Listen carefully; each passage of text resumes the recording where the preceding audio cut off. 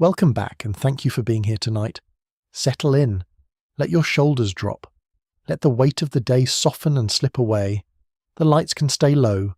The blankets can stay close.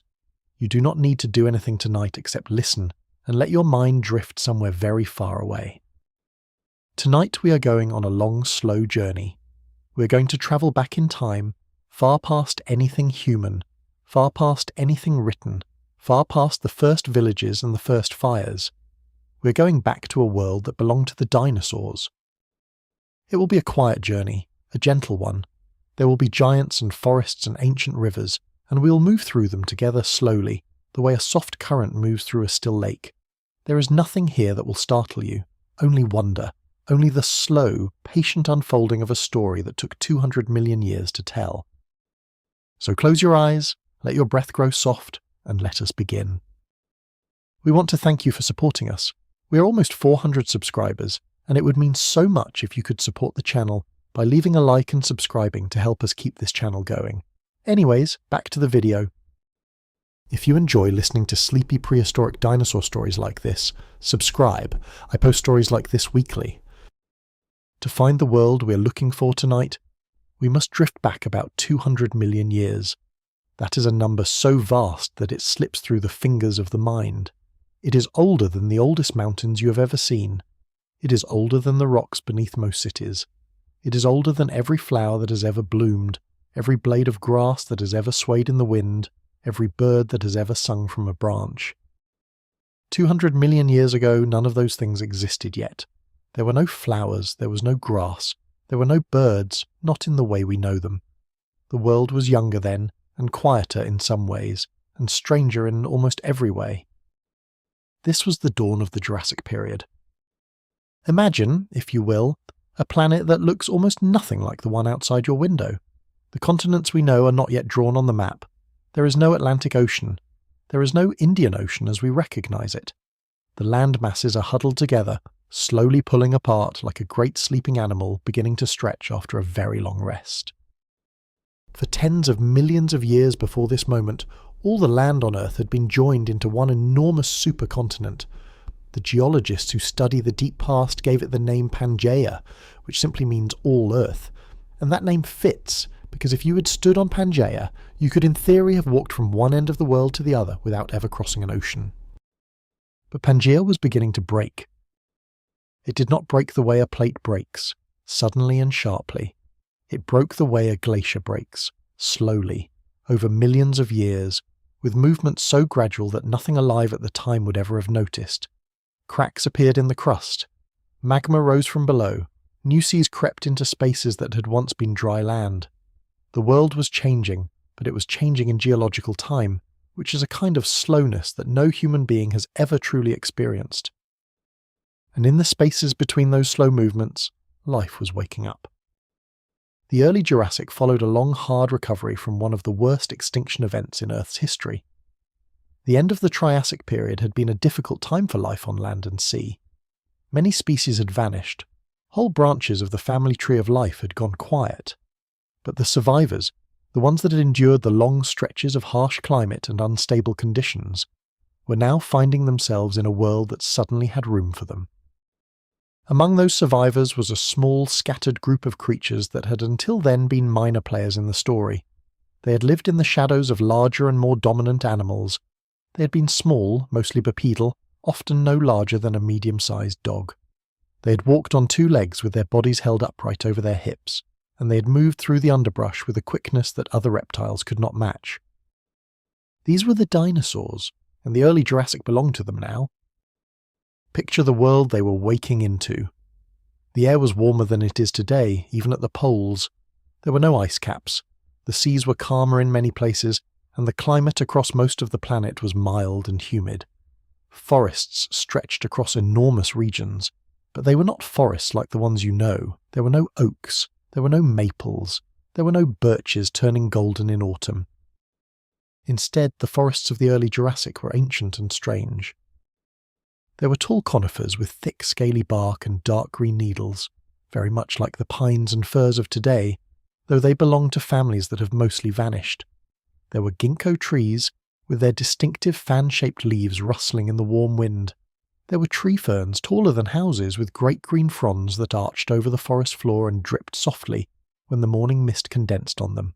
There were cycads, which look a little like palm trees, with thick trunks and crowns of stiff sword-shaped leaves. And lower down, carpeting the floor, there were ferns of every size and shape, soft and lush and endless. Imagine walking through such a forest. The light filters down in green and gold. The air is heavy with moisture. The ground is soft beneath your feet, made of layered fern leaves and fallen needles and dark, rich soil. Insects hum in the undergrowth. Somewhere far off, a small stream trickles between mossy stones. And then, very quietly, you hear footsteps, not heavy ones, not yet. The dinosaurs of the early Jurassic were not yet the giants they would become. They were medium-sized creatures mostly, still figuring out what kind of world they had inherited. Among the most common were the prosauropods, ancestors of the great long-necked dinosaurs that would come later. One of the best known is called Plateosaurus, though the listener should not worry too much about the name. What matters is the shape of it. Plateosaurus stood about the height of a small horse at the shoulder, but it could rise up onto its back legs and stretch its long neck to reach high into the trees. Its body was bulky, its tail long and balancing, its hands tipped with a large claw on each thumb that may have been used for stripping leaves or for defense. Plateosaurus moved in herds. Imagine a slow, peaceful procession of these creatures wandering through the forest at dusk, browsing the lower branches of the conifers, nibbling at the soft fronds of tree ferns, occasionally pausing to drink from a quiet stream. They did not roar. They did not stomp. They simply moved, the way a herd of deer might move through a quiet woodland today, except larger and stranger and softer somehow, because the world they belonged to was so much older. There were predators in this world too, but they were small by later standards. Creatures like Calophysis, which had lived since the Late Triassic, were lean and quick, the size of a slim wolf, with narrow heads and many small sharp teeth. They moved in groups, hunting smaller animals, scavenging when they could.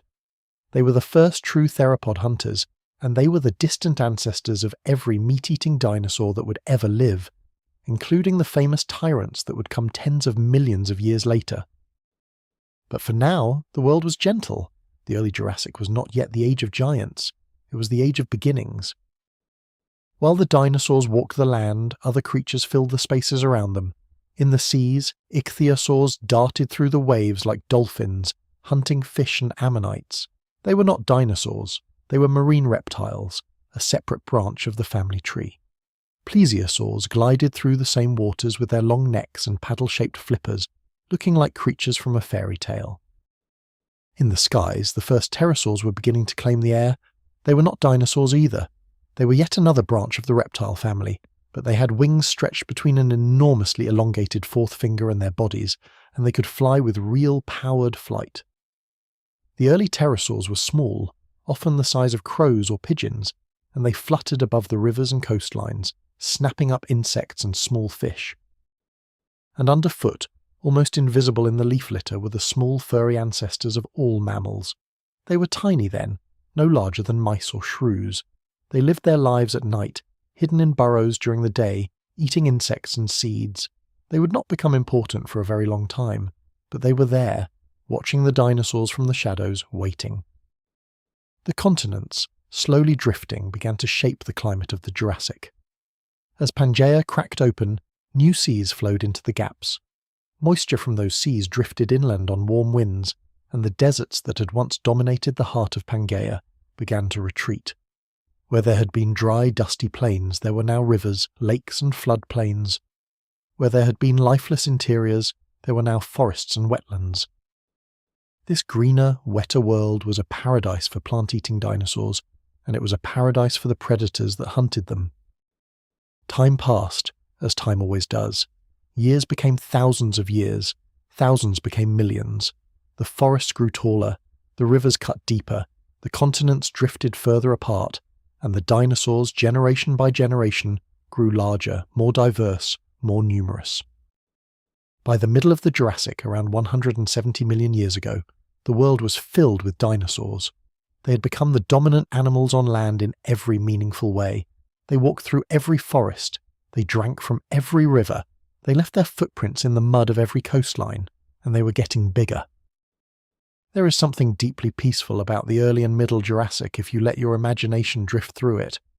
The pace of life was slow, the forests were vast and quiet, the seas were warm, the skies were filled with the soft beating of pterosaur wings. The ground rumbled gently beneath the steps of dinosaurs that were learning, generation by generation, how to be giants. And so, we let the early Jurassic close around us, like the closing of a soft door at the end of a long day. The world is settling into its long Mesozoic dream. The dinosaurs are taking their place in it. The story is just beginning. If you have ever stood beneath the skeleton of a sauropod in a museum, you will know the feeling.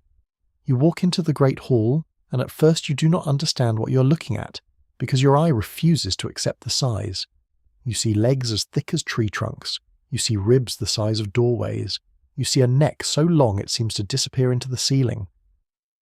And only after a long moment of standing and staring do you realize that this was once a living creature, that it once walked the earth, that it once breathed and ate and slept and dreamed. The sauropods were, without question, the largest animals ever to walk on land. Nothing before them and nothing after them has come close. Even the largest elephants of today would have stood in their shadow like puppies. To understand the late Jurassic, you must first understand them, because by the time the late Jurassic arrives, around 150 million years ago, the sauropods are the kings of every continent. Let us walk gently through this world together. Imagine standing at the edge of a wide, slow-moving river in what is now the western United States. The year is somewhere around 150 million years ago. The geological formation that preserves this world is called the Morrison Formation, and it stretches across a vast area of what would one day become Wyoming, Colorado, Utah, and the surrounding states. Right now, in this moment, it is a warm, semi-tropical landscape. There are stretches of open floodplain dotted with conifers and cycads. There are seasonal rivers that flood in the wet months and dwindle in the dry. There are ponds and lakes scattered like bright mirrors among the green. And moving through this landscape slowly and quietly are the sauropods. The first one you might see, if you let your imagination paint it, is Brachiosaurus. Brachiosaurus stood on 4 pillar-like legs, but its front legs were longer than its back legs, which gave it a posture rather like a giraffe. Its neck rose nearly straight up, lifting its small head into the highest branches of the conifers, perhaps 40 or 50 feet above the ground. From nose to tail it stretched some 80 feet long.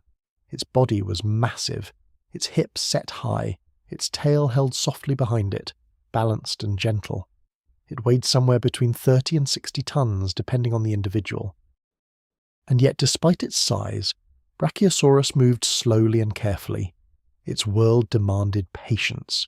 To eat enough plant matter to sustain such a body, it had to graze almost constantly.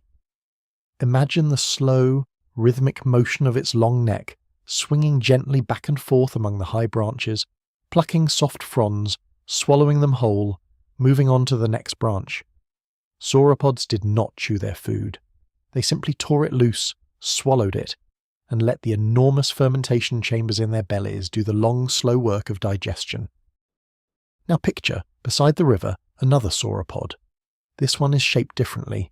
Its body is longer and lower, its neck stretching out almost horizontally, its tail extending behind it like a long whip. This is Diplodocus. Diplodocus could grow to nearly 90 feet long, sometimes more, but most of that length was neck and tail. Its body was relatively slender. It walked with a slow, swaying gait, its head held low to graze on ferns and undergrowth. Where Brachiosaurus reached high, Diplodocus reached wide. The two creatures shared the same forests, the same rivers, the same floodplains, but they ate from different layers of the world. Brachiosaurus took the high branches, Diplodocus took the low ones. Other sauropods took everything in between. In this way, the great long-necked dinosaurs avoided competing too directly with each other, and the Morrison Formation became a paradise of giants, each finding its own quiet place at the table. And then there was Apatosaurus. You may know this dinosaur by its older, more famous name, Brontosaurus, though the scientists have spent many years debating which name is correct. For our purposes tonight, both are beautiful. Apatosaurus was a heavier, stockier sauropod than Diplodocus, with a thicker neck and a more powerful build. It was about 70 feet long, and it weighed perhaps 20 or 30 tons. Imagine its great body moving through the forest, its footsteps deep enough to leave prints that would survive in the rock for 150 million years. Camarasaurus was another, shorter and more compact than its cousins, with a higher, blunter skull and stronger teeth. Camarasaurus could chew tougher plants than Diplodocus or Apatosaurus, and so it specialised in slightly different vegetation. It was perhaps the most common of the Morrison sauropods, and herds of them would have drifted through the floodplains in numbers, the ground softening beneath their slow, steady steps. Now let us pause for a moment and consider how a creature so large could even exist. The bodies of sauropods were marvels of biological engineering. Their bones were hollow in many places, filled with air sacs that lightened them without weakening them. The same kind of air sac system can be found in birds today, and it is one of the many quiet threads that connect modern birds to their ancient dinosaur ancestors. These air sacs allowed sauropods to breathe efficiently, to cool their massive bodies, and to move with surprising grace despite their size. Their hearts must have been enormous. To pump blood up a neck 20 or 30 feet long, the sauropod heart had to be powerful and steady. Some scientists believe the heart of a Brachiosaurus may have weighed as much as a small car. The blood pressure required to send blood that high would have been extraordinary, and the sauropod cardiovascular system was almost certainly unlike anything alive today. Their bones tell us they grew quickly when they were young. A sauropod hatchling emerged from an egg about the size of a soccer ball, weighing only a few pounds. Within a few decades, that same animal could weigh 30 tons or more. To grow that fast, sauropods must have had high metabolisms, perhaps closer to those of birds and mammals than to those of modern reptiles. They were not slow, lumbering, cold-blooded creatures of the old picture books. They were warm, alive, dynamic, and very much in motion through their long lives. And those lives could be long indeed. A Diplodocus or a Apatosaurus might have lived for 100 years or more, slowly accumulating size, slowly accumulating wisdom, if such a word applies. Some of the largest individuals were probably very old, their bones bearing the marks of decades of walking, of healed injuries, of lives quietly endured. Imagine standing at the edge of that Jurassic River just before dawn, the skies beginning to soften from black to grey, mist drifts low across the water, the ferns are heavy with dew, and then, through the mist, you see them. A herd of sauropods moving slowly along the riverbank. Their long necks rise and fall like the masts of distant ships. Their footsteps make soft, deep sounds that you feel as much as hear. They lower their heads to drink, the water rippling outward in slow circles. They lift their heads again, water dripping from their mouths, and they look out across the floodplain as if they have all the time in the world. Because in a sense, they do. There is a deep peace to imagining this scene. The sauropods were not in a hurry. They did not need to be. The world was wide, the forests were full, the rivers were generous, and they had no real predators that could threaten a fully grown adult. Only the young were truly vulnerable, and even the young were guarded by the size and presence of the herd. The sauropods reproduced by laying eggs, and the eggs were laid in nests on the ground. We do not know everything about how they cared for their young, but we suspect that, in many species, the hatchlings were on their own from the moment they emerged.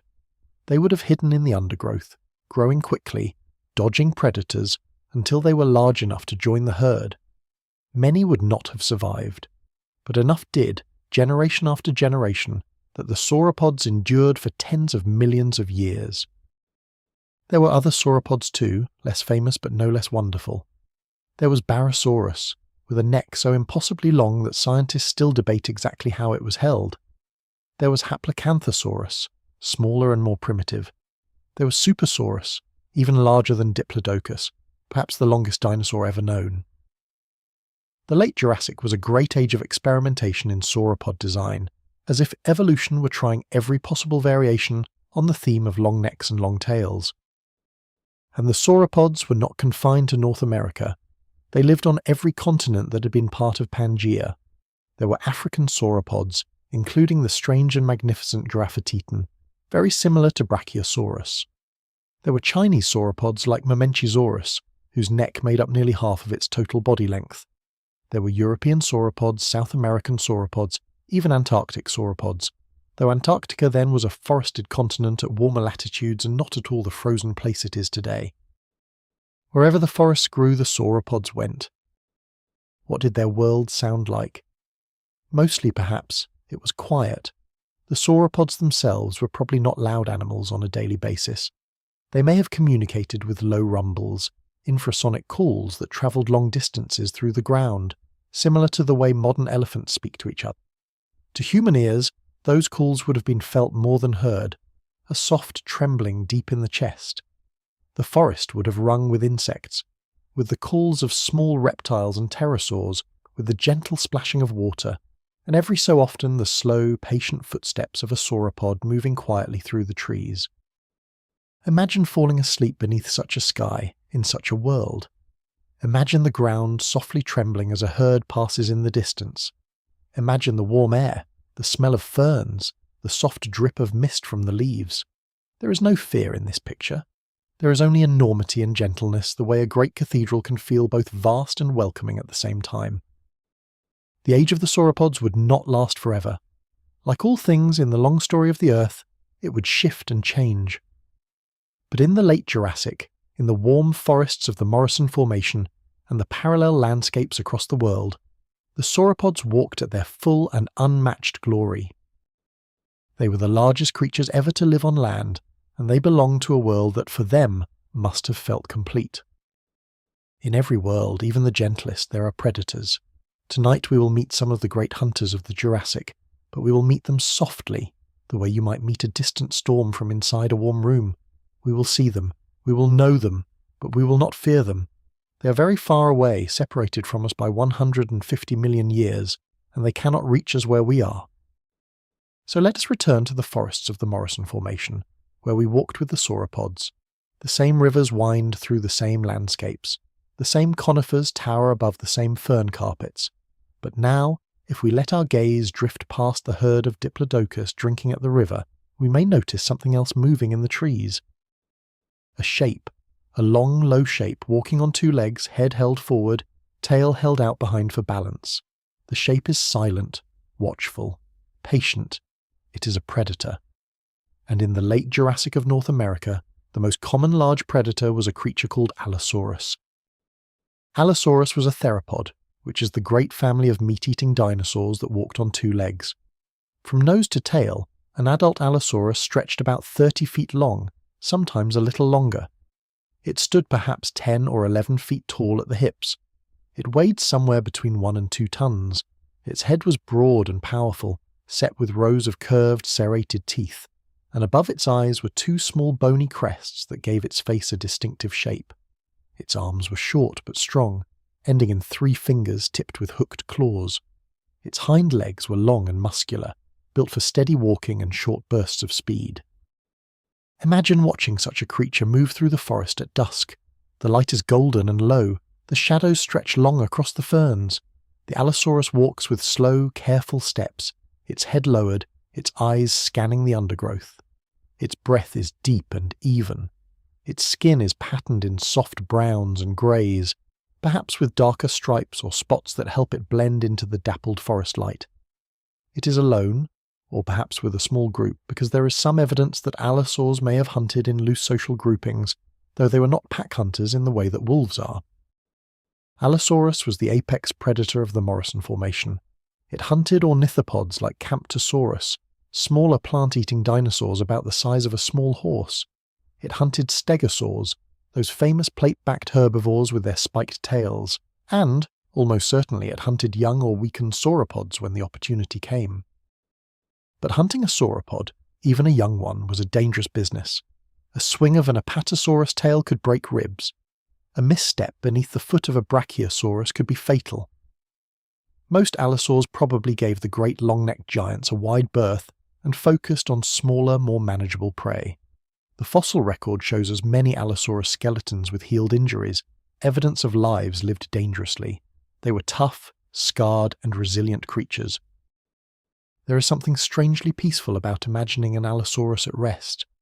Picture one curled in the shade of a cycad on a hot afternoon, its great head laid on its forelimbs, its eyes half closed.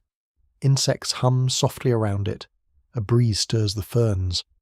The Allosaurus dozes, its breath slow and steady, the way any animal might rest after a long morning's hunt. Predators are not always hunting. Most of their lives, even apex predators, are spent simply existing, walking, resting, watching. Allosaurus was not the only large predator of the Jurassic, however. There were others, each with its own quiet way of moving through the world. Ceratosaurus was somewhat smaller than Allosaurus, perhaps 20 feet long, but it carried a distinctive horn on its snout and a row of small bony plates running down its back. It was a slimmer, lighter-built hunter, perhaps more agile. Some scientists believe Ceratosaurus may have hunted near rivers and floodplains, feeding on aquatic prey as well as smaller dinosaurs. Imagine its silhouette wading through shallow water in the early morning, its horn catching the first light, its tail trailing behind it like a long ribbon. Torvosaurus was larger, one of the biggest predators of the Morrison Formation. It could grow to over 30 feet long and weigh as much as 4 or 5 tons. It had massive arms with powerful claws, and its skull was deep and strong. Torvosaurus is sometimes called the bear of the Jurassic because of its heavy, muscular build. It moved more slowly than Allosaurus perhaps, but with more raw power. When Torvosaurus emerged from the forest, even other predators may have stepped aside. There were smaller predators too. Ornitholestes was a slim, lightly built theropod about the size of a large turkey, perhaps 6 feet long including its tail. It hunted small mammals, reptiles, and the young of the larger dinosaurs. It moved through the underbrush quickly and quietly, leaving little trace. Its eyes were sharp. Its mind, for a dinosaur of its size, was probably quite sharp as well. The Jurassic was not a world of constant danger. It was a world of patient cycles. Predators hunted when they were hungry, rested when they were full, and moved on when prey grew scarce. They were as much a part of the rhythm of the forest as the wind and the rain. Now let's turn to one of the most famous and beautiful inhabitants of the late Jurassic, a dinosaur that has fascinated children and scientists for more than a century. Stegosaurus. Stegosaurus was a plant-eater, not a predator, but it must be mentioned alongside the great hunters because so much of its story is about defense. Stegosaurus was about 30 feet long, walked on 4 legs, and weighed perhaps 3 or 4 tons. Its body was bulky, its legs short and strong, its head surprisingly small relative to its size. Its brain was famously tiny, no larger than a walnut, though we now understand that brain size does not always correlate with intelligence in the simple way once supposed. What made Stegosaurus unforgettable was the double row of large bony plates that ran along its back, from the base of its neck to the middle of its tail. These plates could grow over 2 feet tall in the largest individuals. They were not solid armour. They were thinner than they looked, and full of blood vessels. Many scientists believe they may have been used for display, for recognition between members of the same species, or perhaps for regulating body temperature, much like the ears of an elephant. And at the end of its tail, Stegosaurus carried 4 long, sharp spikes, sometimes called the thagomizer. The thagomizer was a real weapon. A Stegosaurus could swing its tail with great force, and a strike from those spikes could pierce the flank of even a large predator. We know this because some Allosaurus fossils carry healed wounds that match the shape of Stegosaur spikes. Some hunts went badly for the hunter. Imagine a Stegosaurus moving through the forest at dawn. Its plates catch the first morning light, perhaps glowing faintly red where the blood vessels run beneath the skin. Its great spiked tail sways gently behind it. It walks with slow, heavy steps, browsing on low plants, occasionally lifting its head to listen for the distant sounds of predators. It is a creature both ancient and strange, beautiful in its way, peaceful when left alone. The relationship between Stegosaurus and Allosaurus is one of the great quiet stories of the Jurassic. They shared the same forest for millions of years. They almost certainly encountered each other often. Some of those encounters ended in the death of the Stegosaurus. Some ended in injury to the Allosaurus, and many, perhaps most, ended with both creatures simply moving on, the predator deciding the risk was too great, the prey continuing its slow walk through the ferns. Beyond the predators and the great plant eaters, the Jurassic forest held many smaller dinosaurs that filled the spaces between. There were small ornithopods like Dryosaurus, fleet-footed plant eaters about the size of a large dog. They moved in herds, fed on low vegetation, and ran quickly when danger appeared. There were the early ancestors of the great groups that would later dominate the Cretaceous. There were small theropods, scampering, watchful, opportunistic. And there were the very small creatures, often overlooked but no less remarkable. There were the early mammals, no larger than rats, hiding in burrows, emerging at night. There were lizards. There were amphibians in the wet lowlands. There were countless insects, including some of the most beautiful dragonflies that had ever existed, with wingspans much larger than the dragonflies of today. The Morrison Formation today is one of the richest dinosaur fossil sites in the world. Walk through certain parts of Wyoming, Utah, or Colorado, and you can still find their bones lying in the rock, slowly emerging as the wind and rain wear away the cliffs. Every bone is a memory of a creature that once walked, slept, breathed, and dreamed in this same place, when it was forest and floodplain rather than dry, eroded canyon. The Jurassic was a long, slow, magnificent age. Its forests rose, its rivers ran, its giants moved through it with patience and grace, and its predators, though present, were never the whole story. They were one note in a vast and quiet symphony. Let your mind rest there, in those golden forests, where the great Allosaurus dozes in the cicaed shade, and the herds of Diplodocus drink at the river in the cool of the evening. The world is alive. The world is gentle. The world is far, far away, in a time we will never visit except in dreams. Tonight we are going to talk about something quietly miraculous. We are going to talk about how, deep in the Jurassic, certain dinosaurs began to grow feathers. And we are going to talk about how, in time, some of those feathered dinosaurs took to the air and became the very first birds. This is one of the loveliest stories in all of the deep past. It is a story of slow transformation, of small beginnings, of the way evolution sometimes takes one creature and over millions of years gently turns it into something entirely new. To find the first feathers, we must travel back to the late Jurassic, to a place that today lies in southern Germany. About 150 million years ago, this region was very different from the cold, forested country it is today. It was a chain of warm tropical islands scattered across a shallow sea. Between the islands lay quiet lagoons, where the water was calm, the salt content was high, and almost nothing lived in the depths. Those lagoons were unusual places. The lack of oxygen at the bottom meant that decomposers could not survive there. So when a creature died and sank into the soft mud, its body was not eaten. It was not torn apart by scavengers. It was simply preserved, slowly, gently, exactly as it had fallen. This is why the fossils from Solnhofen, as the region is now called, are among the most beautiful and detailed in all the world. And it was at Solnhofen in the late 19th century that workers in a limestone quarry uncovered something that changed our understanding of life on Earth. It was the skeleton of a small creature, about the size of a magpie. Its bones were delicate and hollow. Its hands had 3 long fingers tipped with claws. Its mouth was full of small sharp teeth. Its tail was long and bony. By all those features, it looked like a small dinosaur. But around that skeleton, preserved in the fine limestone, were the unmistakable impressions of feathers, not fuzz, not down. True flight feathers, with the asymmetrical shape used by modern birds for actual aerodynamic flight.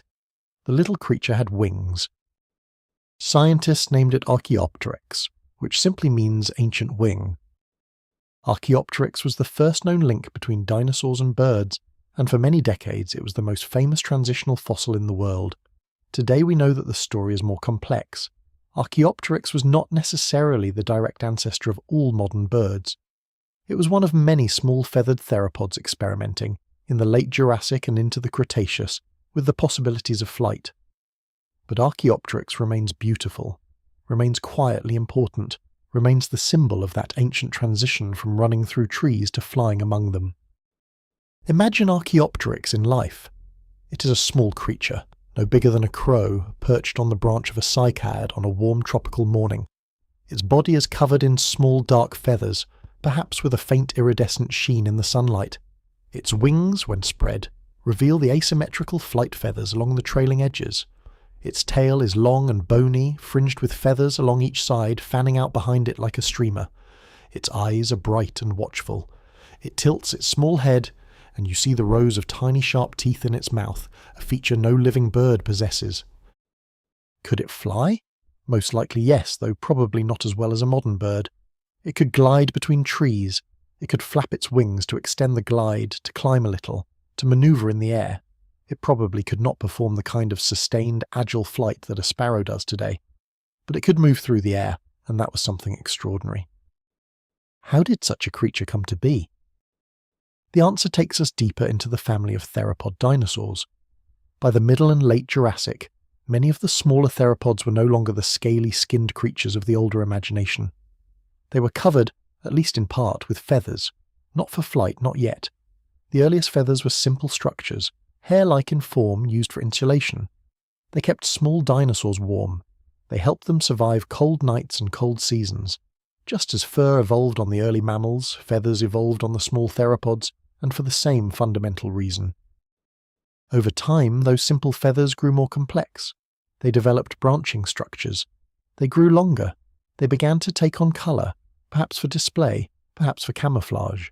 Small feathered theropods with colourful plumage may have used their feathers to attract mates, to recognise members of their own species, or to intimidate rivals.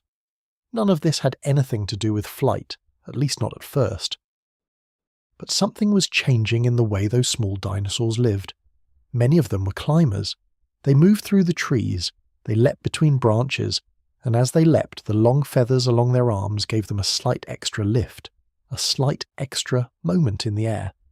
Generation by generation, those leaps grew longer. The feathers grew larger. The hands grew longer. The arms grew stronger. And slowly, the creature that had been a small ground-hugging dinosaur became a small flying dinosaur. Flight did not happen all at once. There was no single moment when a dinosaur jumped from a tree and discovered it could fly. There were millions of moments spread across millions of years, each one slightly different from the last.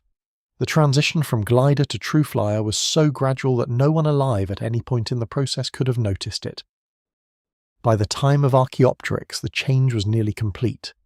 The creature could fly, perhaps imperfectly, but truly, and in the millions of years that followed, in the early Cretaceous, the descendants of Archaeopteryx and similar creatures would refine flight further.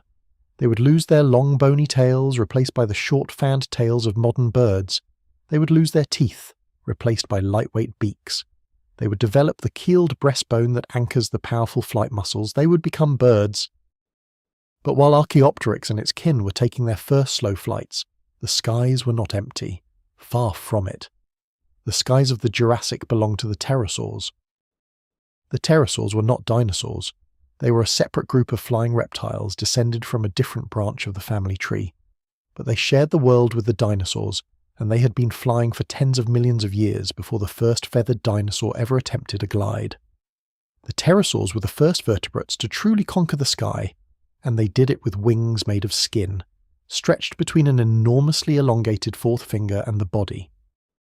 In the Jurassic, the pterosaurs were mostly small to medium-sized. There were creatures like Rhamphorhynchus, with long narrow jaws full of needle teeth, and a long bony tail tipped with a small diamond-shaped vein. Rhamphorhynchus probably hunted fish, swooping low over the surface of lagoons and lakes, snatching prey from the water. There were creatures like Pterodactylus, smaller still with shorter tails, more agile in the air, eating insects and small animals. Imagine the skies above Solnhofen on a quiet evening. The sun is setting over the warm, shallow sea. The lagoon waters glow gold and pink, and above them, dozens of pterosaurs are wheeling and gliding, their wings catching the light. Their calls are soft and reedy. Their wingtips dip and rise in the warm currents of air rising from the heated land. Among them, perhaps, is a small Archaeopteryx, flapping awkwardly between two cycads, finding its first slow place in the world above the ground. The pterosaurs and the early birds shared the skies for tens of millions of years. They were not direct competitors. The pterosaurs were generally larger.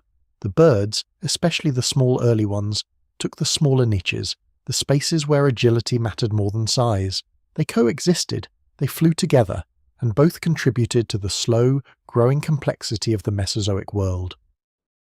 It is a quiet thought to hold close.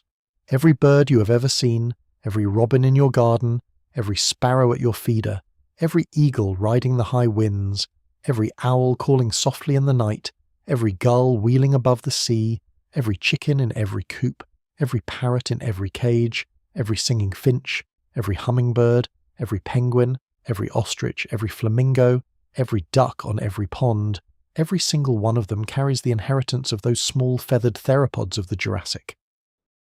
Birds are dinosaurs. They are the only branch of the great dinosaur family that survived the disaster that ended the Mesozoic. And so, in a very real sense, the dinosaurs are not gone. They are everywhere. They sing outside your window in the morning. They flutter past your office on a summer afternoon. They build nests in the trees and beneath the eaves of your roof. If you have ever watched a small bird hopping along a branch, head tilted, eye bright, picking at a seed or a piece of fruit, you have watched a dinosaur.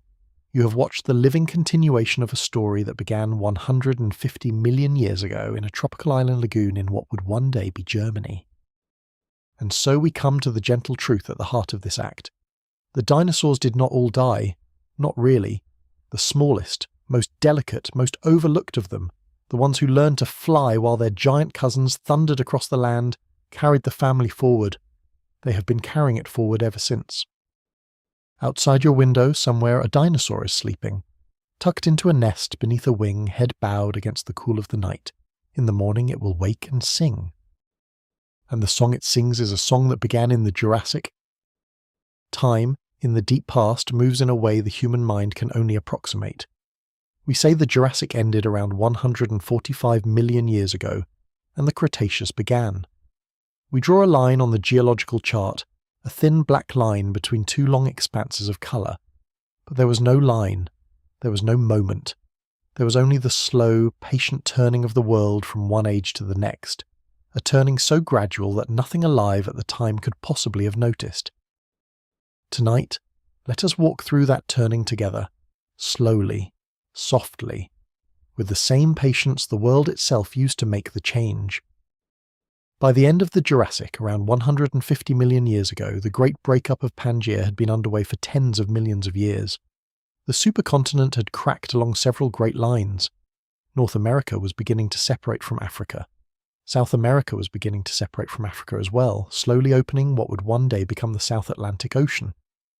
India had broken away from Africa and was beginning its long, slow drift toward the place where it would eventually collide with Asia, raising the Himalayas tens of millions of years later. Australia was still attached to Antarctica, but the two were drifting south together. Europe was a scattered chain of islands surrounded by warm, shallow seas. The world was becoming more spread out, more fragmented, and as the continents moved, they carried their dinosaurs with them. This had quiet but profound consequences. When all the land was joined, dinosaurs could in theory walk from one end of the world to the other, and so the same families and species spread across vast areas. The Late Jurassic was the last great age of dinosaur unity, when similar sauropods, similar theropods, similar plant-eaters could be found from North America to Africa to Asia, with only minor variations. But as the continents drifted apart, the dinosaur populations on each became isolated. They could no longer freely move from one to the other, and so, over millions of years, they began to evolve differently. The dinosaurs of South America began to take their own paths. The dinosaurs of North America began to take theirs. The dinosaurs of Africa, of Asia, of Australia, each began to follow the quiet logic of their own continent. This is one of the great themes of the Cretaceous period. It is not just a continuation of the Jurassic, it is a flowering of difference. It is the moment when the dinosaurs of the world stopped being one family in many places and became many families, each shaped by its own land. The climate, too, was changing. The late Jurassic had been warm and relatively dry in many places. The early Cretaceous was warm still, perhaps even warmer in some regions, but it was wetter. The breakup of the continents created more coastline. More coastline meant more moisture in the air. More moisture meant more rain. Forests grew thicker. Wetlands expanded. The world became greener. And then, somewhere in the early to middle Cretaceous, something happened that would change life on Earth forever. The flowers appeared. This is a soft and beautiful moment in the long story of life. For more than 300 million years before this, the world had no flowers. Not a single one. Plants had reproduced through cones, through spores, through ancient and complex methods. that did not involve the bright colours and sweet scents we now take for granted. The forests of the Jurassic, for all their grandeur, had been forests of green and brown. The blossoms we know today simply did not exist. But in the early Cretaceous, a new group of plants began to spread. They were called angiosperms, the flowering plants, and they reproduced by enclosing their seeds in fruit and by attracting animals to help them spread their pollen. The first flowers were small and simple, perhaps no more than little white or yellow blooms scattered along the edges of streams and forests. They were not the bright extravaganzas of modern orchids and roses, those would come later. But they were the beginning. As the flowers spread, they changed everything. The insects that pollinated them began to diversify. New kinds of bees, new kinds of butterflies, new kinds of beetles emerged to feast on the nectar and pollen. The animals that ate the fruits helped spread the seeds.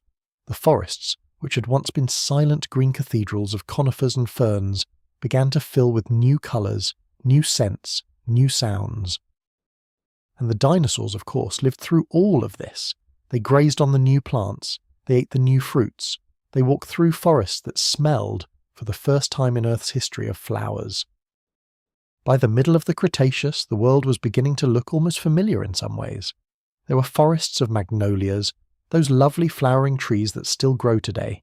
There were forests of fig trees. There were the early ancestors of the laurels, the oaks, the willows. The conifers were still there, still important, but they were no longer the only trees. The world had become a richer, more complex tapestry of green and gold and white and pink. The dinosaurs of this changing world were also changing.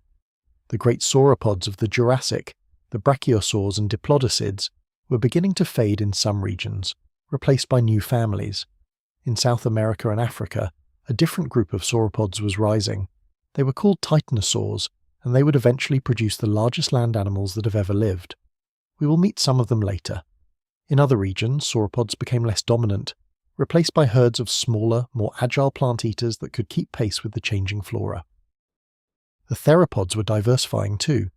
The classic Jurassic predators like Allosaurus had given way to new groups. There were the Carcharodontosaurs, the great shark-toothed predators of the southern continents. There were the Spinosaurs, with their long crocodile-like jaws and their love of rivers and coastlines.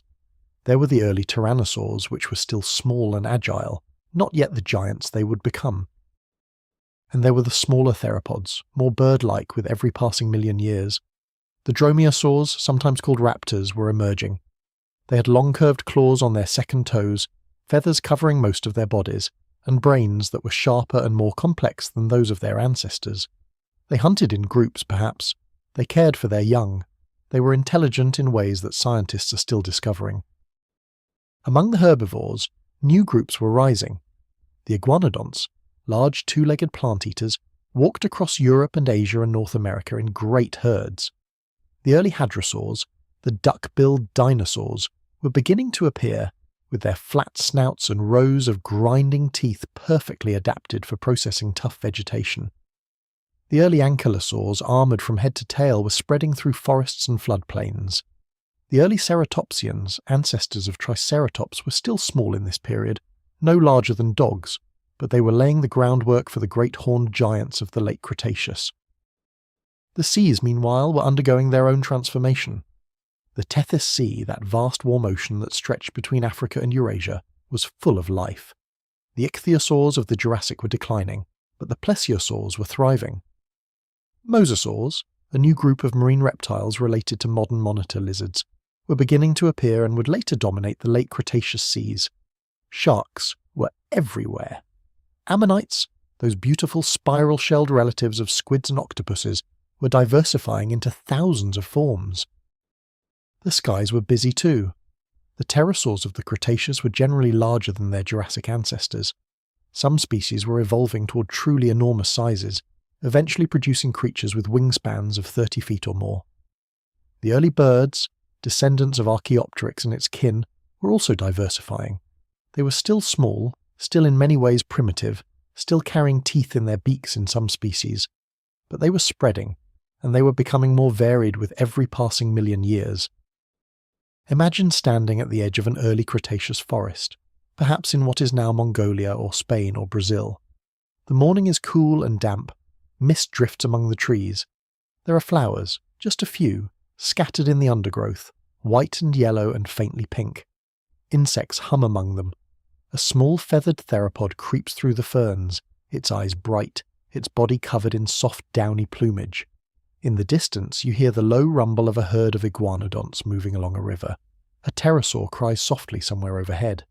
The world feels new and old at the same time, ancient in its bones, fresh in its blooms. The transition from the Jurassic to the Cretaceous was not marked by any single event. There was no asteroid, no supervolcano, no great extinction. There was only the slow turning of the world, the slow drift of the continents, the slow rise of new life forms, the slow fade of older ones. It was in many ways the gentlest of all the great transitions in Earth's history. And yet, by the time the Cretaceous was fully underway, the world had been transformed.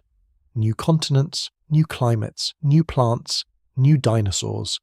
The age of giants was not over. In some ways, it was just entering its full and final flowering. Let your mind drift slowly through these millions of years, the way clouds drift across a summer sky. Each year is brief, each million years is a long, slow breath. The world turns, and the dinosaurs turn with it, generation by generation, finding their places in the new world that is rising to meet them. There is no urgency here. There is no fear. There is only time and the patient unfolding of life. If the Jurassic was the age of giants standing alone in great forests, the Cretaceous was the age of giants in great variety.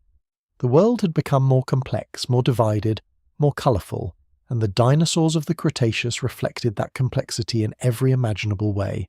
There were dinosaurs with horns, dinosaurs with crests, dinosaurs with sails, dinosaurs with armour plating, dinosaurs with great hooked claws, dinosaurs with long, slender necks, dinosaurs that ran on 2 legs and dinosaurs that ran on 4, dinosaurs the size of chickens and dinosaurs the size of whales. Tonight, let us walk gently through this great variety. Let us meet some of the families that define the Middle and Late Cretaceous, and let us let our imaginations move slowly through the forests and floodplains where they lived. Let us begin with the iguanodonts. The iguanodonts were a great family of plant-eating dinosaurs that walked sometimes on 2 legs and sometimes on 4. The most famous member of the family was iguanodon itself, a creature about 30 feet long, with a heavy body, a long tail, and powerful legs. Its hands were remarkable. Each thumb ended in a large bony spike, perhaps used for defense, perhaps for breaking open tough fruits, perhaps for both. Its other fingers were flexible and could be used for grasping. Its mouth ended in a horny beak, perfect for cropping vegetation, and behind the beak were rows of grinding teeth that could process the toughest plant matter. Imagine a herd of iguanodonts moving through an early Cretaceous floodplain. There are perhaps 20 or 30 of them, of various sizes, including young ones that walk close to their mothers. They move slowly, browsing on the lower branches of trees, on ferns and cycads, on the new flowering plants that are beginning to spread through the world.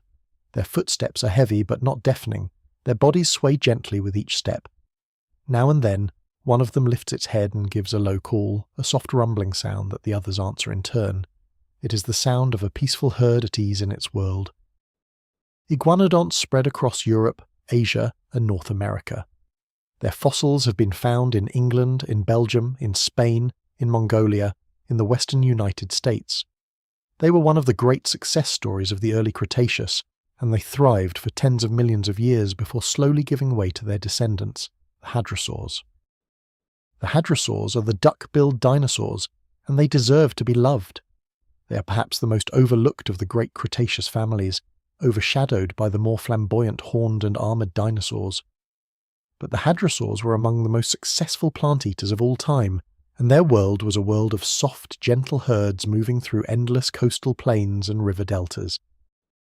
A hadrosaur was typically 30 to 40 feet long, walking on 4 legs but capable of rising onto its back legs to reach higher vegetation.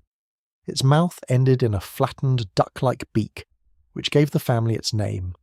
Behind the beak were extraordinary dental batteries, hundreds of tightly packed teeth that worked together as grinding surfaces.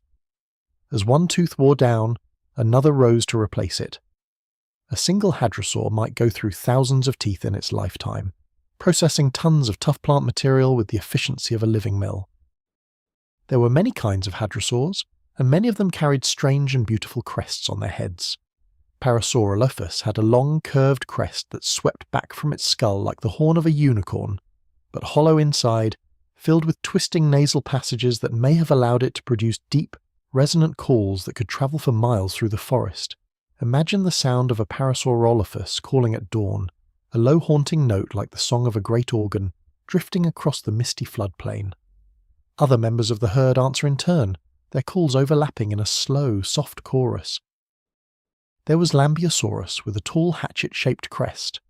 There was Corythosaurus with a high-domed crest like a helmet. There was Saurolophus with a smaller spike of bone rising from the top of its skull. Each crest was different. Each species could recognize its own kind by the shape and the sound of its crest. The hadrosaurs of the late Cretaceous were among the most communicative dinosaurs that ever lived, calling to each other across the forests and plains in voices we can only imagine. Now let's turn to the armoured dinosaurs. The ankylosaurs were creatures built like living tanks. They walked on 4 short, powerful legs. Their backs were covered in heavy bony plates, sometimes fused together to form solid armour. Their flanks bristled with spikes. Their tails ended in many species in great heavy clubs of bone that could swing with terrible force. An adult ankylosaur was almost untouchable. Even the largest predators thought twice before approaching one. An ankylosaur was typically 20 to 30 feet long. It was not fast. It did not need to be. It moved slowly through the underbrush, browsing on low vegetation, its heavy body a fortress in motion. When threatened, it could simply crouch low to the ground, its armoured back facing upward, and wait for the predator to give up and move on. If the predator did not give up, the ankylosaur could swing its tail club with devastating accuracy, breaking the bones of attackers that came too close. Imagine an ankylosaur at rest in the late afternoon. It has spent the morning grazing along the edge of a forest. Now it lies in the shade of a magnolia tree, its armoured body still and quiet, its eyes half closed. A small dragonfly hovers above its head. A breeze stirs the flowers of the magnolia, and a few petals drift down to land softly on the ridges of its armour. The ankylosaur does not move.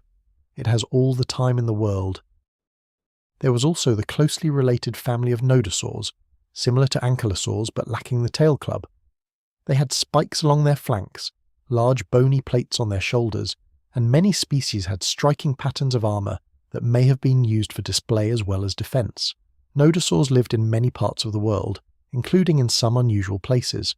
The famous Borrelopelta fossil, found in Canada, preserved the skin and gut contents of one of these creatures so beautifully that scientists have been able to learn its colour, its diet, and its likely habitat.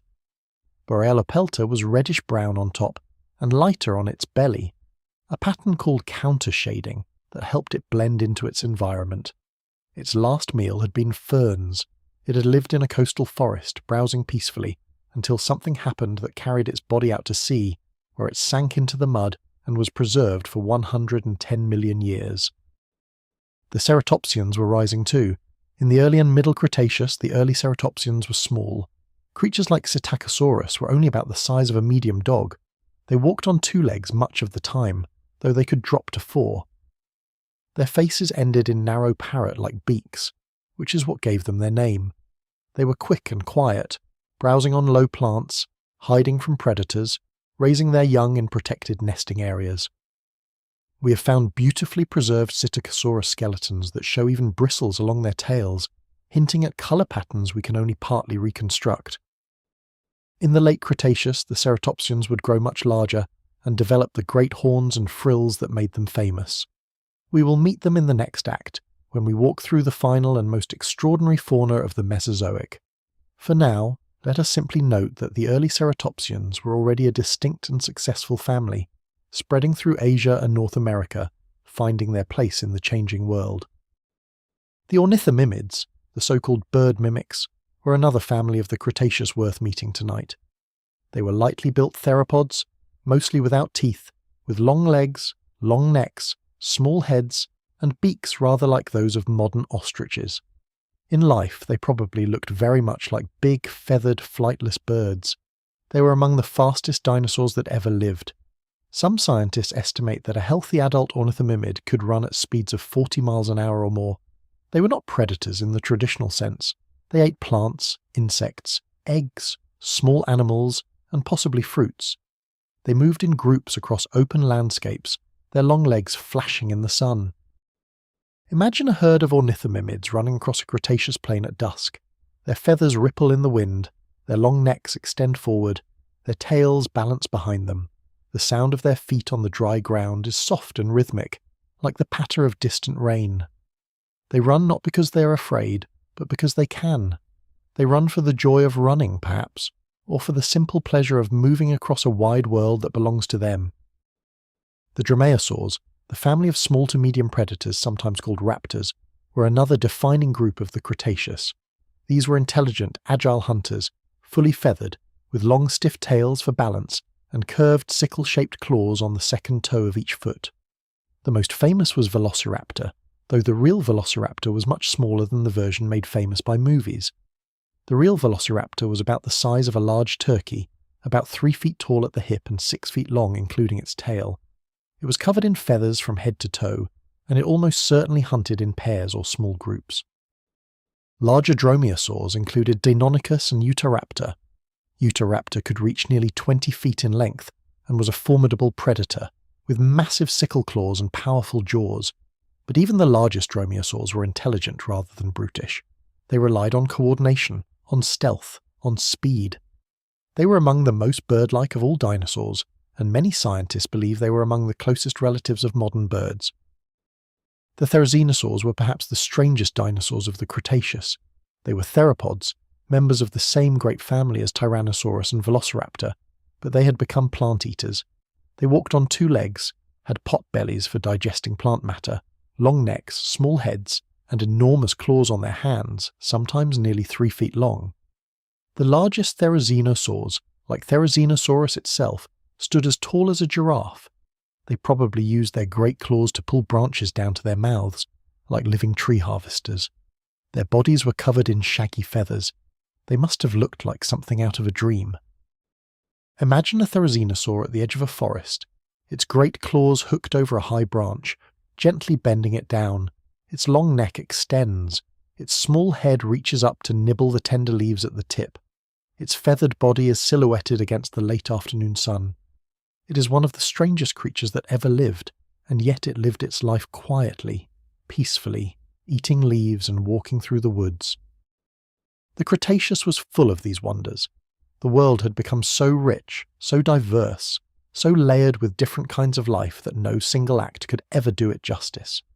Every continent had its own dinosaurs, every region had its own ecology, every forest, every floodplain, every coastline was home to creatures we are still discovering.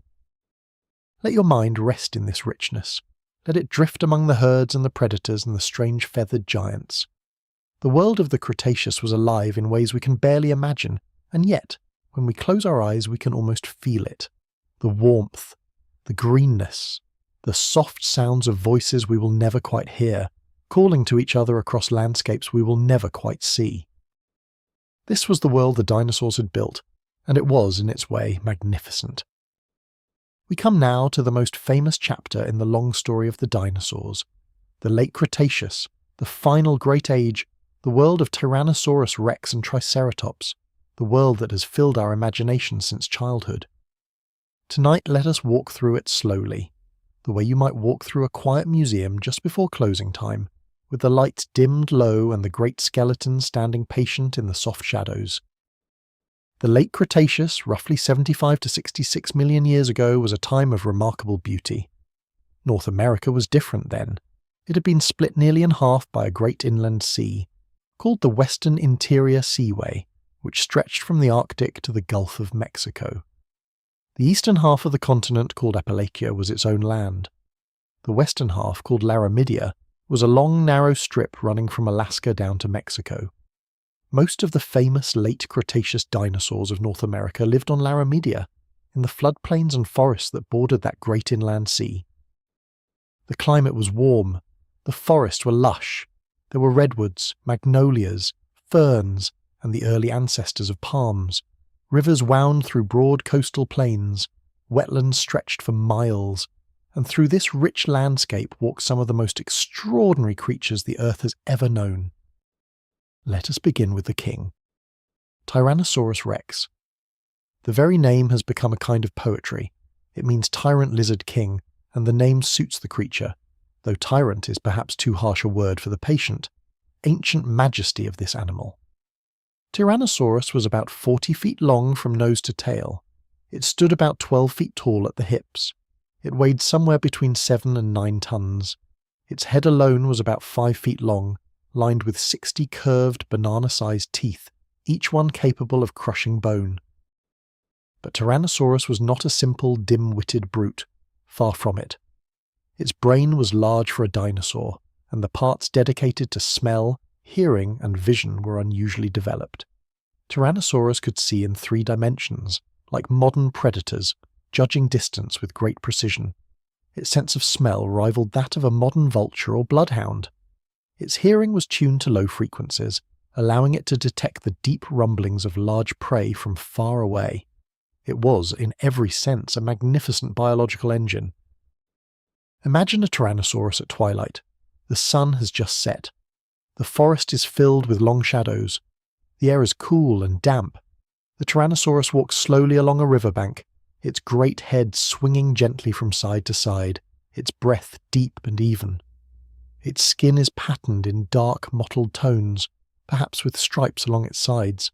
Some scientists believe young Tyrannosaurus may have had a covering of fine feathers, though adults were probably mostly bare.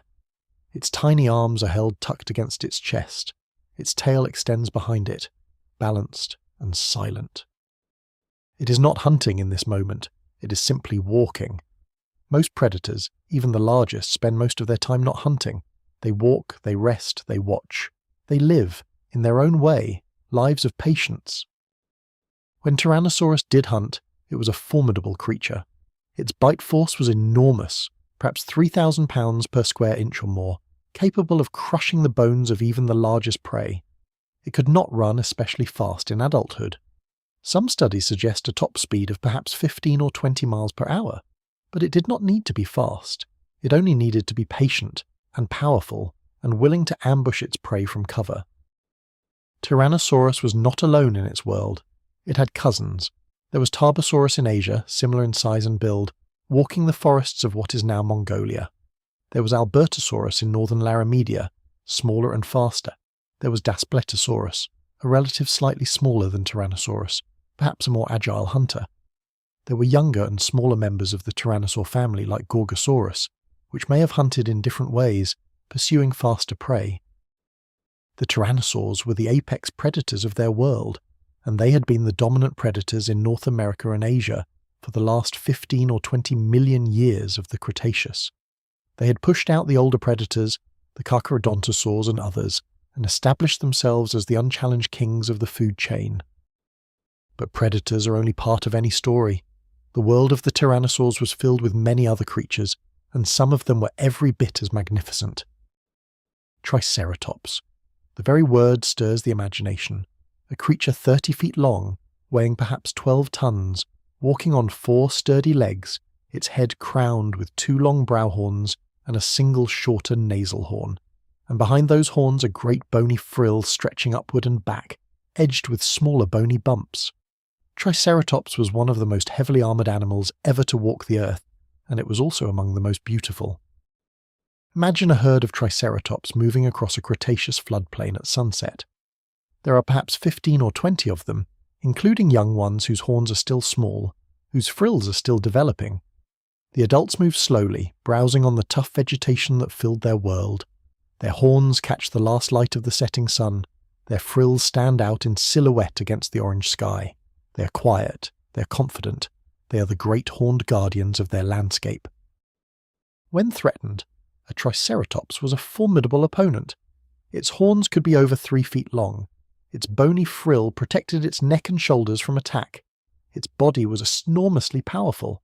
Even a Tyrannosaurus would think twice before engaging an adult Triceratops in open combat. Some fossils show evidence of these ancient battles, with Tyrannosaurus tooth marks on Triceratops bones and Triceratops horn injuries on Tyrannosaurus skulls. The two were not constant enemies, but when they did meet, the encounters could be terrible for both. Most of the time, however, Triceratops simply lived. It grazed, it moved with its herd, it raised its young. It watched the world go by with the calm patience of a creature that knew its own strength.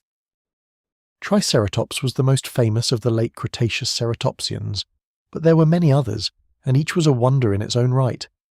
Torosaurus, very similar to Triceratops but with a longer, more elaborate frill. Styracosaurus, with a single great nasal horn and a frill bristling with long spikes around its edge. Pachyrhinosaurus, which had a large bony lump where its horn should have been, perhaps used for head-butting in displays of dominance.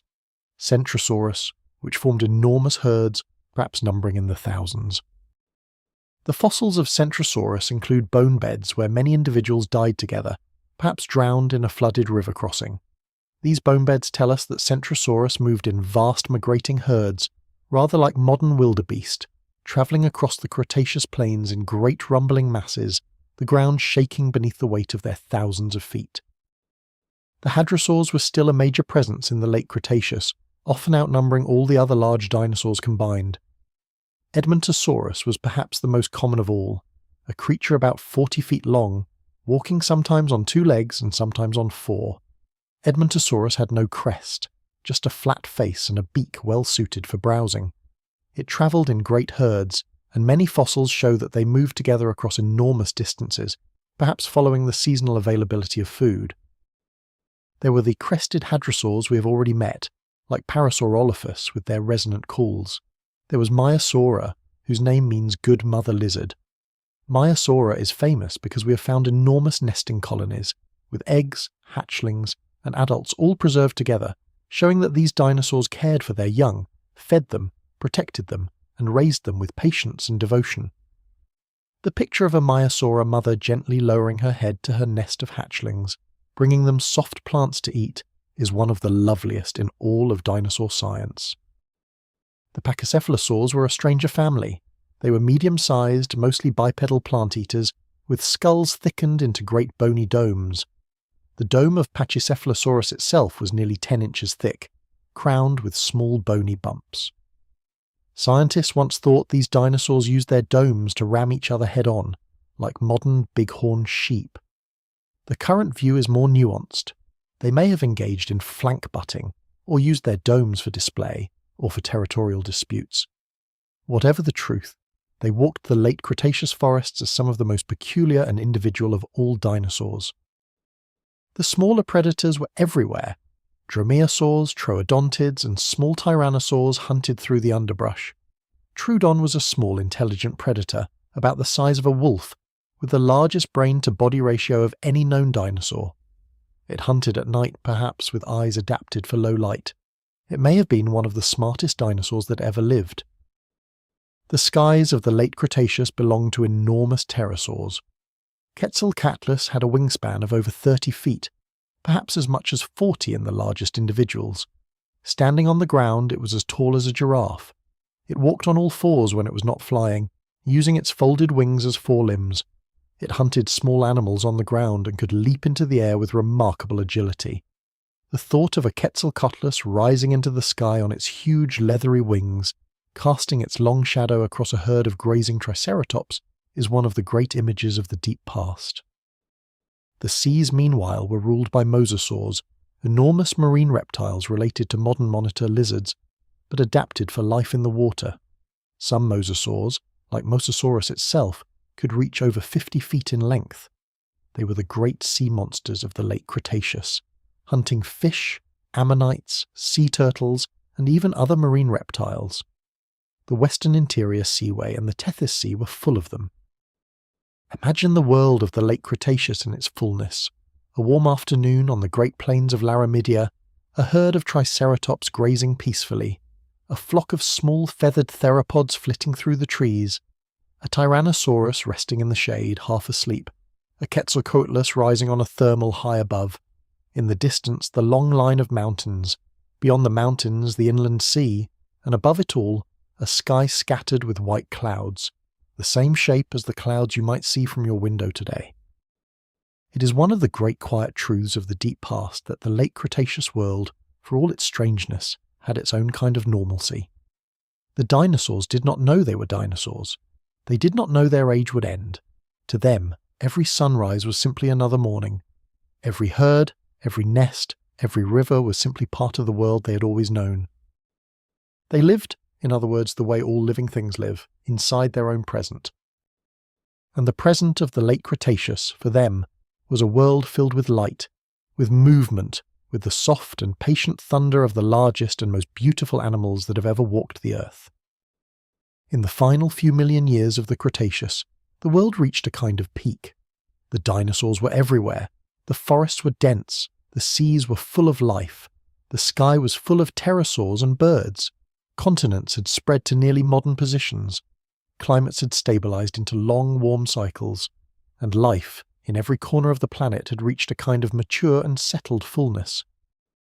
Tonight, in this gentle and quiet act, let us walk through that last great world, not with the urgency of a story building to its end, because the dinosaurs themselves had no such urgency. They simply lived. So let us live with them, for a while, in the soft light of a Cretaceous afternoon. Let us begin in the place that has given us more late Cretaceous fossils than perhaps any other, the Hell Creek Formation, in what is now Montana, the Dakotas, and surrounding regions of the United States. Hell Creek is a sequence of rock layers laid down between roughly 67 and 66 million years ago, in the very last phase of the Mesozoic. Its rocks preserve a snapshot of the world as it was just before the Great Change, and what they reveal is extraordinary. In Hell Creek time, the landscape was a vast coastal lowland, drained by slow-winding rivers that flowed eastward into the western interior seaway. The climate was warm and humid, with two main seasons, a wet season and a dry season. The forests were dominated by conifers, including bald cypresses standing in the swampy areas, and by flowering trees and shrubs across the drier parts. Magnolias bloomed in the shade, palm-like plants raised their fronds along the rivers, ferns carpeted the ground. And the animals were astonishing. Tyrannosaurus rex walked through this world, hunting, resting, raising its young. Triceratops moved in herds, browsing on the tough vegetation. Edmontosaurus travelled in vast numbers across the floodplains, sometimes thousands strong, their soft calls echoing across the wetlands. Pachycephalosaurus moved through the underbrush. Ankylosaurs lumbered slowly along the streams. Small theropods hunted at the edges of the forests. Smaller mammals, the ancestors of all modern mammals, scurried beneath the ferns. In the rivers, ancient crocodiles waited patiently. Champsosaurs, slim crocodile-like reptiles, hunted fish. The fish themselves were varied and abundant, including sturgeons and gars whose descendants still live in modern rivers. Turtles moved slowly through the shallows. Frogs called from the wetlands. The world was alive in every direction. And the skies. The skies of late Cretaceous Hell Creek were filled with both pterosaurs and birds. The pterosaurs were mostly the giants of the Quetzalcoatlus family, soaring high above the floodplains on their enormous wings. The birds were smaller, more agile, more like modern birds in many ways. Some still had teeth, some had clawed wings, but they flew, sang, nested, and raised their young in ways that would be familiar to any modern birdwatcher. Imagine standing at the edge of a Hell Creek river at dawn. The mist rises from the water. A single ankylosaur drinks slowly at the bank, its armoured back catching the first pink light. Far overhead, a Quetzalcoatlus glides silently on the warm rising air. From the forest behind you, you hear the soft call of a Parasaurolophus, low and resonant, like a great horn played from miles away. A small flock of Cretaceous birds, perhaps the early ancestors of modern shorebirds, runs along the wet sand at the edge of the river, picking at insects. It is a peaceful scene. There is no sense that anything is about to change, no tremor in the air, no warning. The world is simply itself, and it is beautiful. Let us travel now in our minds to other parts of the late Cretaceous world. In Asia, in what is now Mongolia, the dinosaurs were different. There was Tarbosaurus, the great tyrannosaur of Asia, a close cousin of Tyrannosaurus rex but slightly more lightly built. There were Therizinosaurus with its enormous claws, browsing peacefully on high branches. There were oviraptors, small feathered theropods that brooded their nests just like modern birds. We have found beautifully preserved oviraptor fossils that died still curled around their eggs, mothers and fathers protecting their unborn young in the very last moments of their lives. There were great horned dinosaurs too, like Protoceratops, smaller than Triceratops but no less important. There were ankylosaurs like Pinacosaurus. There were small predators like Velociraptor. There were the strange long-necked Mongolian sauropods, the very last of the great long-necked giants in this part of the world. The Mongolian environments of the late Cretaceous were drier than Hell Creek. There were vast deserts, or at least seasonal deserts, with sand dunes and dry riverbeds. We have found fossils of dinosaurs that died in sandstorms, buried so quickly that their bodies were preserved in three-dimensional poses. One famous fossil, often called the fighting dinosaurs, shows a velociraptor and a protoceratops locked in combat, their bones preserved exactly as they fell when the sand collapsed over them. They have been frozen in that moment for 80 million years. Even this image, dramatic as it sounds, can be held softly. They are very far away. Their struggle ended long before any human ever walked the earth. They sleep now in stone, the way we will all eventually sleep in our own ways. In South America, the late Cretaceous was the age of the titanosaurs. These were the last of the great long-necked sauropods, and some of them were the largest land animals that have ever lived. Argentinosaurus may have been over 100 feet long. Patagotitan reached similar enormous sizes. Dreadnoughtus weighed perhaps 60 tons or more. The southern continents were home to giants whose footsteps shook the ground, who walked through forests of conifers and ferns and early flowering trees, who lived lives so long and so slow that we can scarcely imagine them. The predators of South America were also extraordinary. The Carcharodontosaurs were still present, including Giganotosaurus, which rivaled or even exceeded Tyrannosaurus rex in size. Maposaurus hunted in groups, perhaps targeting the young of titanosaurs. The abelisaurs, with their stubby arms and short faces, were fast, agile predators that filled niches similar to those of tyrannosaurs in the north. In Africa, the late Cretaceous fauna is less well known, but it included strange and wonderful creatures.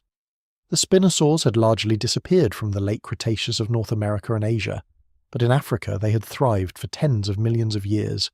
Spinosaurus itself, with its long crocodile-like jaws and the great sail along its back, had hunted in the rivers and lagoons of North Africa, a creature so unusual that scientists are still working to understand exactly how it lived.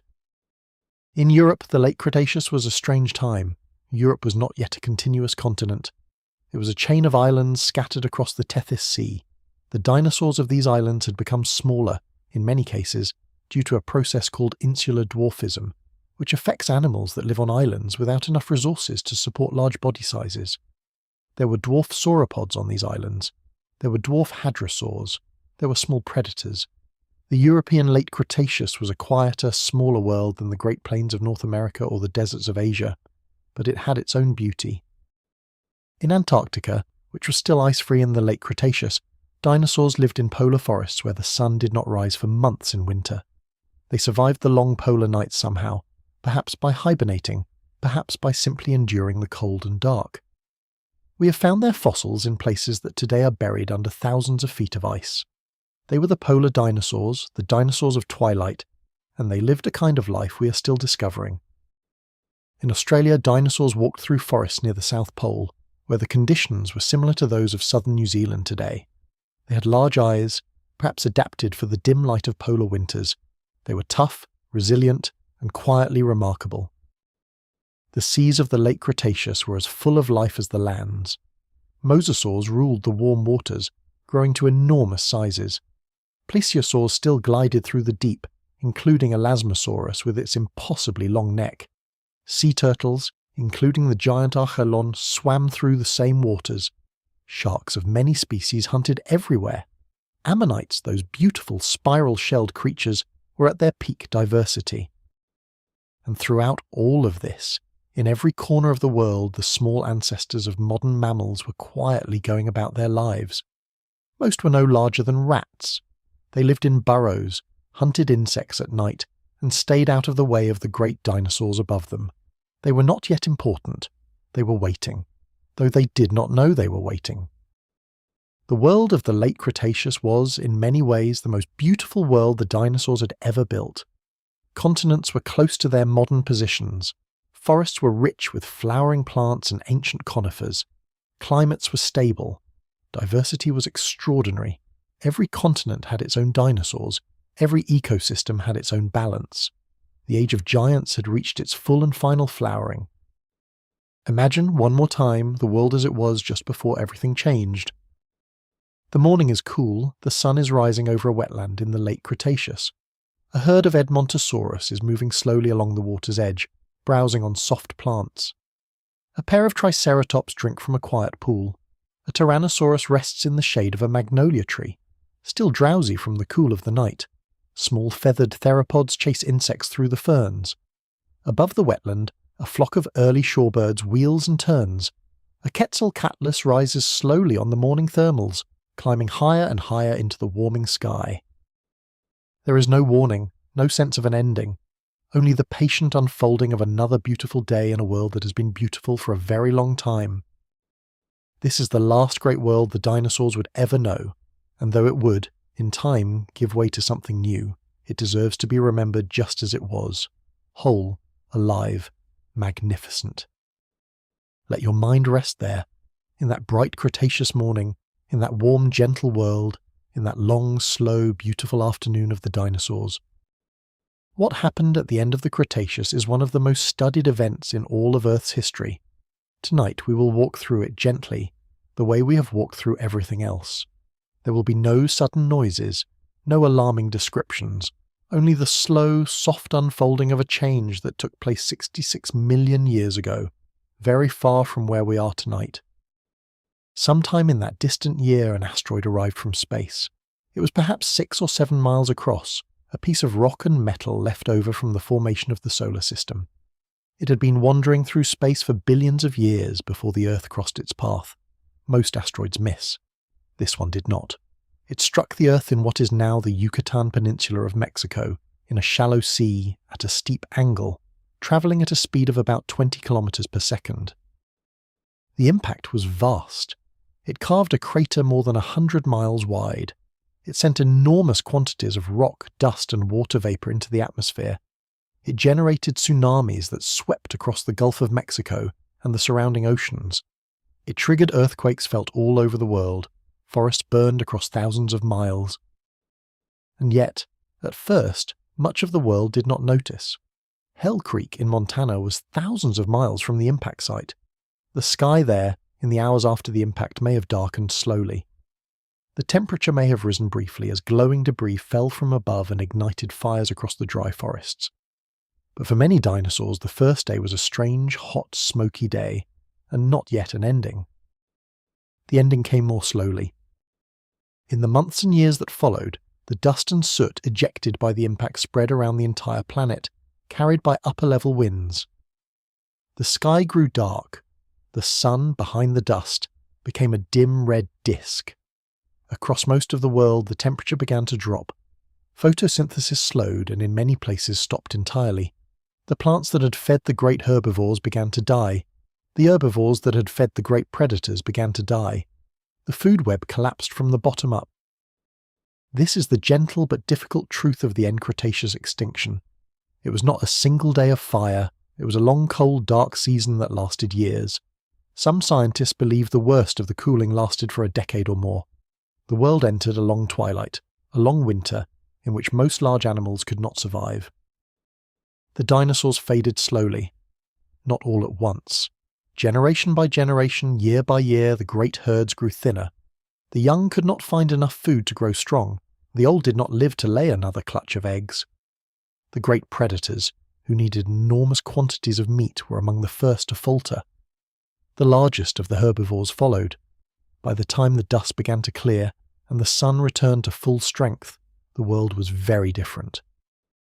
Most of the dinosaurs were gone. I want you to hold this gently. The dinosaurs did not die in fear. They did not understand what was happening. They did not see their age ending. They simply lived their lives, as all animals do, until those lives ended. Some were old, some were young. Many simply went hungry and went to sleep and did not wake. The end of the Cretaceous was not a violent battle. For most dinosaurs, it was the quiet failure of a world that could no longer feed them. But not everything died. The mammals, those small furry creatures that had been hiding in burrows for 150 million years, survived. Their small size made them efficient. Their burrows protected them from the cold and the dark. Their varied diet allowed them to find food in a world where food was scarce. They had been waiting. Now their waiting was over. The crocodiles survived. The freshwater rivers and ponds where they lived buffered them against some of the worst effects of the cooling. They were able to slow their metabolisms and wait out the long, lean years. The turtles survived. The frogs survived. The salamanders survived. Many fish survived. Many insects survived. And the birds survived. This is the loveliest part of the story. The descendants of the small feathered theropods, the long line that ran from Archaeopteryx through countless small Cretaceous birds, made it through. Some lineages did not. Many of the birds with teeth, the toothed birds of the Cretaceous, faded and disappeared. But certain branches of the bird family tree, the ancestors of all modern birds, survived. They emerged from the long winter into a quieter, smaller world. They flew through the recovering forests. They sang in the new mornings. They began the long, slow process of inheriting the sky. In the millions of years that followed the asteroid impact, life recovered. The forests grew back gradually. The flowering plants flourished, perhaps even more than before. The mammals diversified rapidly, finding all the empty niches that the dinosaurs had once occupied. They became larger. They became more varied. Some of them returned to the seas and became whales. Some of them rose into the air and became bats. Some of them, very late in the story, climbed down from the trees and stood upright and became the ancestors of human beings. The birds, meanwhile, were quietly thriving. They diversified into all the forms we know today. They became seabirds, songbirds, raptors, waterbirds, flightless birds, tree-dwelling birds, ground-dwelling birds. They spread to every continent. They adapted to every climate. They filled the world with song. And so, when we say that the dinosaurs went extinct, we are not telling the whole story. The non-avian dinosaurs, the great variety of giants and predators and armoured herbivores and crested duckbills, those did indeed pass from the earth. But the avian dinosaurs, the birds, never left. They are still here. They are everywhere. If you have a window in your bedroom, there is a very good chance that within 100 feet of where you're lying right now, there is a dinosaur. Maybe in a tree, maybe under the eaves, maybe in a nest tucked into a quiet corner, sleeping the way you're about to sleep, breathing softly, dreaming whatever it is that small modern dinosaurs dream. Tomorrow morning, when the first light comes, you may hear them. The robins, the sparrows, the wrens, the doves, whatever birds live where you live. Their songs are very old. They were sung in slightly different forms in the forests of the late Cretaceous. They have been carried forward, generation by generation, for 66 million years by creatures whose ancestors once shared the world with Tyrannosaurus rex. This is the great quiet truth of the dinosaur story. The dinosaurs are still with us. They never truly left. The fossils we find in the rocks, the great skeletons in the museums, the bones in the cliffs of Hell Creek and the Morrison Formation, and Mongolia and Patagonia, those are the memories of a vast and beautiful family that once ruled the world. They are the long, slow remembering of a story that began 230 million years ago and has never quite ended. When you walk through a forest and hear a bird call from somewhere up in the branches, you're hearing a voice that is older than mountains. When you watch a hawk circle high in the summer sky, you're watching the inheritor of an empire that lasted longer than any human civilization could ever dream. When you wake in the morning to the sound of the first songs outside your window, you're being greeted gently by the last living dinosaurs. They are small now. They are quiet. They are scattered across the world in every place you can imagine. But they are alive. They are real. They are the family that survived the long winter, that came through the dust and the cold, that carried the inheritance of the Mesozoic into every morning that has come since. So tonight, as you let yourself drift off to sleep, you do not have to think of the dinosaurs as gone. You can think of them as resting the way you are resting. The big ones are gone, yes, sleeping in stone in places you may never visit. But the small ones, the feathered ones, the singing ones, are still here. They are tucked into nests beneath wings, in trees and under eaves, and in the morning they will wake, and they will sing, and the world will be as it has always been. Thank you so much for listening. We have walked together through hundreds of millions of years tonight, through forests and floodplains, through warm rivers and quiet seas, through the slow rise of giants and the gentle ending of an age. I hope this story has carried you somewhere peaceful. I hope it has softened the edges of your day. I hope it has given you a little wonder to fall asleep with. If you enjoyed this journey, I would love it if you would let me know in the comments where you are listening from. I always read them, and it is amazing to see all the places around the world where these stories travel. If you would like to hear more stories like this, please consider giving this video a like and subscribing to the channel. It truly helps us continue to make these long, gentle stories for you. So now let your eyes stay closed, let your breath go soft. The dinosaurs are sleeping too, in their own way, in the rocks and in the branches outside your window. Tomorrow they will wake, tomorrow you will wake, and the world will turn, slowly, the way it always has. What is the dinosaur, living or extinct, that has fascinated you the most, and why does it linger in your imagination? Thank you so much for watching. If you would like to see more videos like this, please consider leaving a like and subscribing to the channel, as it really helps us continue making more content. Anyways, see you in the next one. Good night.